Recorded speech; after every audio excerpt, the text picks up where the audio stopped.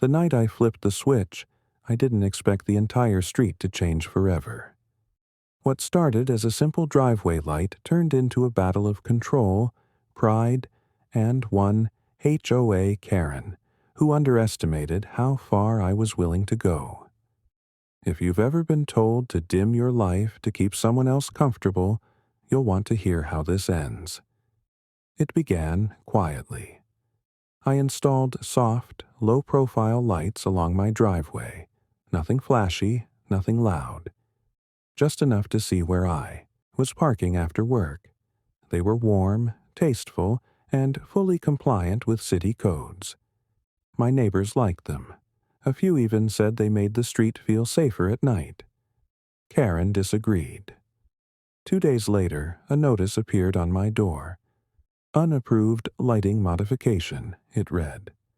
She claimed the lights were distracting, unnecessary, and set a precedent.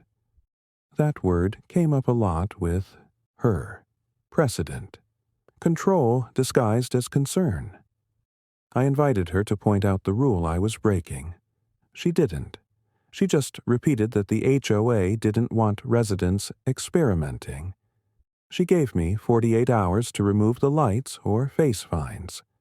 I checked the bylaws myself, then the city codes, then the county regulations. Everything was clear. My driveway lights were legal, permitted, and compliant in every way that mattered. The HOA had no authority over brightness levels on private property. So I left the lights on. The fines came anyway. One notice, then another. Karen began showing up in the evenings, standing across the street, arms crossed, watching my driveway like it personally offended her. The tension was obvious. Neighbors noticed. Conversations started. Questions were asked. That's when the idea formed. If my driveway lights were such a problem, maybe the issue wasn't the lights at all. Maybe it was that I was the only one using them. One weekend, I spoke to my neighbors. Most had complained about how dark the street was. Kids waited for buses before sunrise. Cars sped through at night. Everyone agreed better lighting would help. So we acted. I didn't remove my lights. I added more. Not just on my property, but coordinated, consistent, fully legal lighting along the entire street. Solar-powered, downward-facing, energy-efficient, safe, beautiful. By the time Karen realized what was happening, it was already glowing. She tried to stop my driveway lights. So I lit the whole street. Karen thought she was dealing with one stubborn homeowner. What she didn't realize was that frustration spreads faster than darkness. The moment my driveway lights stayed on, something shifted in the neighborhood. People started talking. Quietly at first, then openly. It turned out I wasn't the only one who'd been warned before. One neighbor mentioned being told their porch light was too bright. Another recalled being asked to turn off a motion sensor because it made the street uneven. Karen had been policing light for years, just enough to keep everyone cautious, never enough to spark rebellion. Until now, I hosted a casual get-together one evening. Nothing formal, just coffee, folding chairs, and honest conversation. I showed them the bylaws. I showed them the city codes. Most importantly, I showed them the fines I'd received for doing nothing wrong. That's when the mood changed. People started sharing ideas. Solar lights, pathway lamps, subtle fixtures that pointed down, not out. We weren't talking about floodlights or spotlights. We were talking about safety, visibility, community. Everything Karen claimed to support, just not when she wasn't controlling it. Over the next 2 weeks, lights appeared one by one.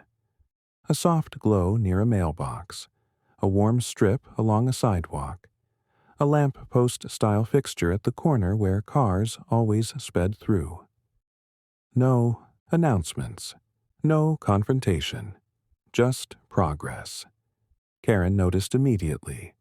She walked the street every night, clipboard under her arm, stopping at each new light like it might disappear if she stared long enough. Notices went out. Warnings followed, but none of them stuck. Every light was legal. Every homeowner had done their homework. The street began to change. It felt different at night. Safer, calmer. Parents lingered outside longer. Dog walkers waved instead of rushing past. Cars slowed naturally, guided by the consistent glow. Then came the HOA meeting. Karen stood at the front, voice tight, explaining how the lighting was out of control. She talked about uniformity, aesthetics, and authority. When she finished, the room stayed quiet.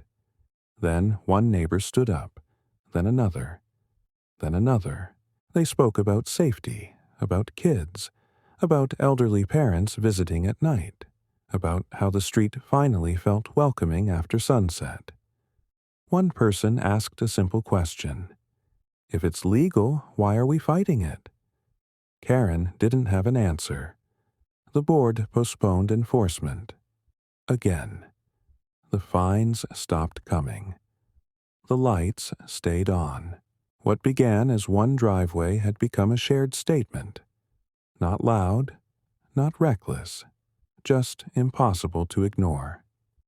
Karen tried to stop my lights alone. Instead, she united the entire street. Karen didn't back down quietly. When control slips, it usually tightens first. A week after the meeting, a new notice went out to every homeowner. This time, it wasn't about brightness or placement. It was about unauthorized coordination. According to Karen, the problem wasn't the lights anymore. It was that we'd planned together. That was the moment it stopped being about bulbs and fixtures. It was about authority. She claimed the HOA had exclusive rights to street-level visual planning. The phrase sounded official, but it meant nothing. There was no rule to support it. Still, the threat worked on a few people. One neighbor turned their lights off, worried about fines. Another asked if we should slow down. Karen counted on fear to do what rules couldn't. Instead, we adapted. I contacted the city directly. Not to complain, but to clarify. Within days, an inspector walked the street at dusk. He checked angles, brightness, and spacing. He nodded a lot. He smiled once. Before leaving, he handed me a card and said, "This is how it should be done." That sentence spread faster than any rumor. The neighbor who'd turned their lights off switched them back on. 2 more houses added fixtures, carefully matching the tone and direction of the rest. We weren't escalating anymore. We were stabilizing, making it consistent, making it permanent. Karen tried another approach. She brought in an electrician recommended by the HOA, claiming some lights were unsafe. He spent 10 minutes looking around before quietly telling her everything met code. She dismissed him on the spot. At the next HOA meeting, attendance doubled. Karen opened with a prepared statement about compliance and order. She didn't get far.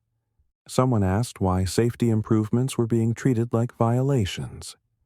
Someone else asked why the HOA hadn't addressed speeding, complaints for years, but was suddenly invested in light levels.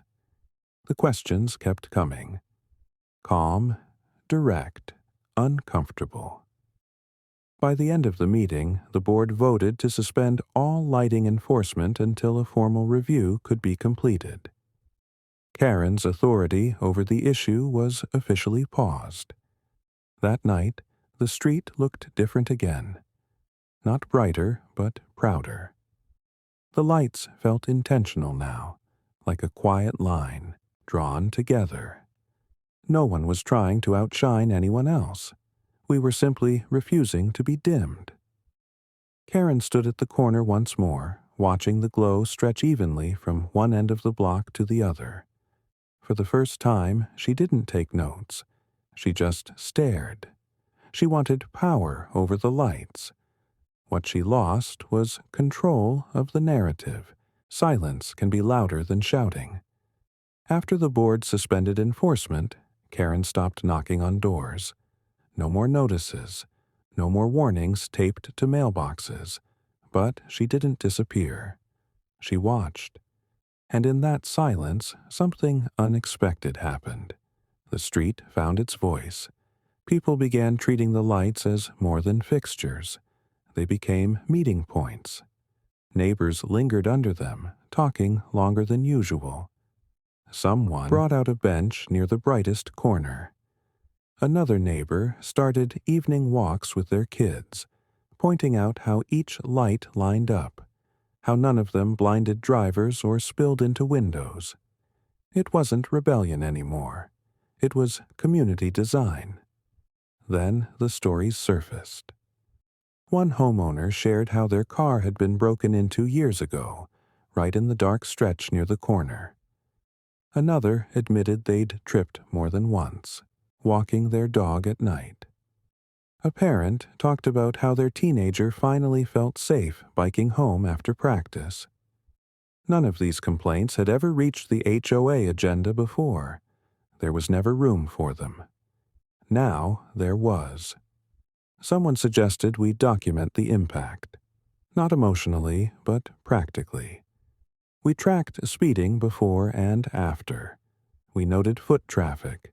We even logged when porch lights were turned off because the street lighting was enough. It wasn't dramatic. It was data. Karen tried to reinsert herself by calling it an unauthorized survey.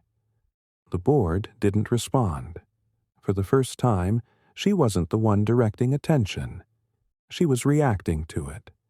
A city newsletter featured the street in a short piece about neighborhood-led safety improvements. No names, no drama. Just a photo of the evenly lit road at dusk. Karen clipped the article and brought it to the next HOA meeting. She said it proved the situation had gotten out of hand. The board read it differently. They voted to update the HOA guidelines, formally allowing homeowner-installed, downward-facing exterior lights within city limits. What had been a gray area was now written, clear, and protected. Karen's rulebook had lost an entire chapter. That night, I stood at the end of the driveway where this all began. The light I'd almost been forced to remove blended perfectly into the glow stretching down the block. It didn't stand out anymore. It didn't have to. Karen walked past without stopping. No clipboard, no comments, just footsteps moving through a street she no longer. The last change didn't come with a notice or a meeting. It came on an ordinary evening, months later, when I realized no one was thinking about the lights anymore. They were just there. Part of the street. Part of how things worked. Karen still lived in the neighborhood, but her presence had faded. She no longer patrolled at dusk.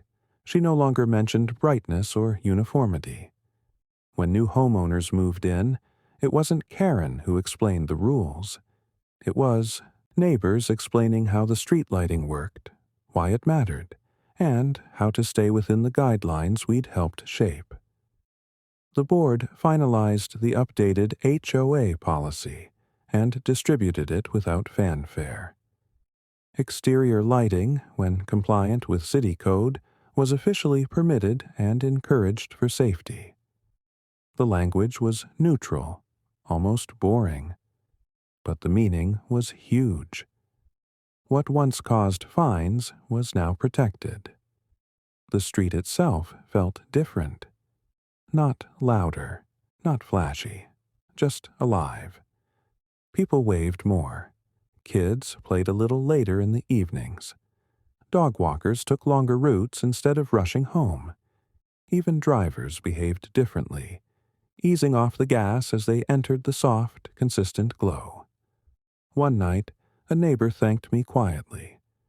Not for starting anything, but for not backing down.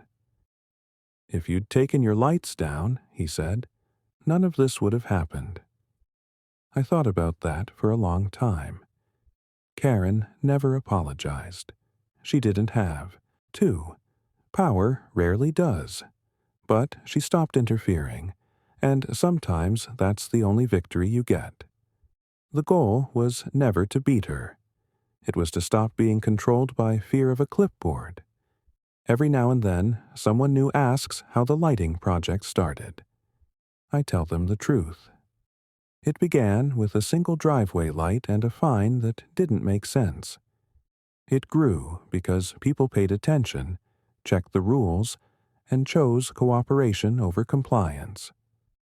Standing outside at night now, I see something better than brightness. I see balance. Each light does its job and no more. No spotlight steals attention. No dark corner feels forgotten. It's proof that small, thoughtful actions can reshape a system that depends on people staying quiet. Karen tried to stop my driveway lights to prove authority. What she created instead was a street that refused to go dark again. The lights are still on. Not because of defiance anymore, but because they belong. And every time I pull into the driveway, I smile, knowing the switch I flipped that night changed more than visibility. It changed how the neighborhood sees itself.